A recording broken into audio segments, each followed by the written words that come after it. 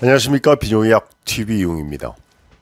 젊은 남성뿐만 아니라 중년 남성들도 예외적으로 성적인 자극이 좀 심한 분들에서 성적인 탈진, 성적인 피로감 이런 것들이 올 수 있다 이 말씀을 드렸습니다. 어떤 분들은 이제 그 성적인 탈진이 의미가 뭔가 이렇게 물어보시는 분들도 있는데, 쉽게 성의학적으로 너무 지나친 자기 위로, 너무 지나치게 혼자서 자극하는 사람들에서 발생할 수 있는 여러 가지 신체적인 변화, 성의학적인 어떤 결과가 초래되는가 정리해서 말씀을 드리겠습니다. 먼저 이제 심리적으로 굉장히 불안해지는 분들이 있어요. 이 성적인 자극이 혼자서 이루어지다 보니까 대인 관계, 특히 이제 관계 형성을 할 때 상대적으로 좀 더 불안해하는 분들, 또 혼자서는 또 지나친 만족을 추구하기 때문에 여러 가지로 심리적인 부담감을 가질 수가 있는데, 성적으로 이제 피로도가 왔을 때 혼자서 자극하는 데는 좀 더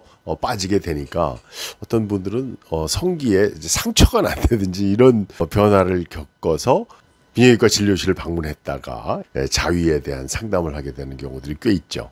두 번째가 이제 지나친 그 자극을 혼자 함으로써 만성적인 피로감을 갖게 되는 분들이 있는데요. 이렇게 되면 이제 스트레스 호르몬들이 정신적으로 나와서 내분비계에 변화가 생깁니다. 이제 코티솔 분비가 많아지고 생체 내에 그 대사 변화가 오면서 만성적으로 이제 피로함을 느끼게 되는 경우들이 상당수가 있습니다. 그리고 이제 신체적인 어떤 만성적인 염증 반응이 쌓이게 되면 신체적으로는 허리가 아프다든지 신체 증상도 나타날 수 있는 거죠.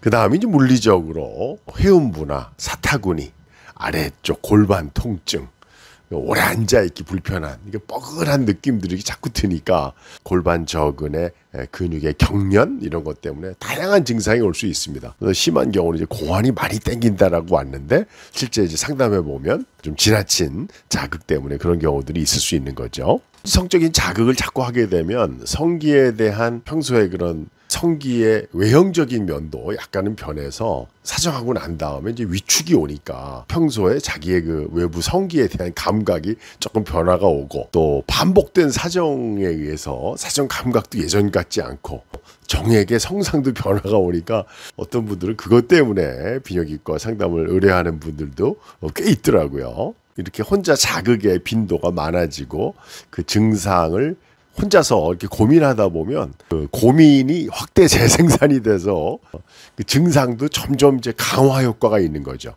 아까 말씀드렸던 여러 가지 그런 신체 증상이라든지 이런 거를 검색해서 찾아보게도 되고, 그런 거를 통해서 자기가 다른 비뇨기계 질환을 전립선염입니다, 과민성 방광입니다, 이렇게 자기 자신의 비뇨기과적인 증상을 진단명을 이제 만들어서 비뇨기과 의사 면담을 하게 되기도 합니다.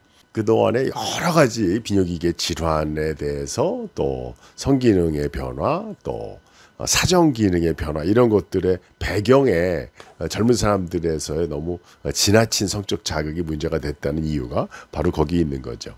제가 오늘 말씀드린 이런 내용들을 정신적인 불안, 만성적인 피로, 또 이제 성기의 그런 피부 변화, 허리 통증이나 여러 가지 신체 증상과 구체적인 또 전립선, 회음부, 골반 통증, 이런 신체적인 증상까지 외부 음경의 반응의 변화, 또 사정 기능, 또 정액의 성상의 변화, 이런 비뇨기계의 종합적인 증상과 기능적인 변화가 사실은 성적인 자극의 빈도, 강도, 이런 그 횟수하고도 연관될 수 있다는 것. 그래서 성적으로 자기 자신이 너무 이제 뜨거워져 있는 경우에 그런 것들을 좀 식힐 수 있는 이런 이제 상담과 금욕 기간을 두는 이유가 바로 여기 있겠습니다.